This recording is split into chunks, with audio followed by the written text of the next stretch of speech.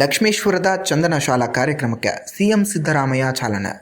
ಗದಗ ಜಿಲ್ಲೆಯ ಲಕ್ಷ್ಮೇಶ್ವರದಲ್ಲಿನ ಚಂದನ ಶಾಲೆಯಲ್ಲಿ Bharat Ratna professor CNR Rao ಅವರ 10ನೇ ವರ್ಷದ ವಿಜ್ಞಾನ ವಿಸ್ತೃತ ಕಾರ್ಯಕ್ರಮ ಹಾಗೂ BS ಪಟೇಲ್ ಅವರ 2025ನೇ ಸಾಲಿನ ಚಂದನ ಶ್ರೀ ಪ್ರಶಸ್ತಿ ಪ್ರದಾನ ಸಮಾರಂಭವನ್ನು ಹಮ್ಮಿಕೊಳ್ಳಲಾಗಿತ್ತು.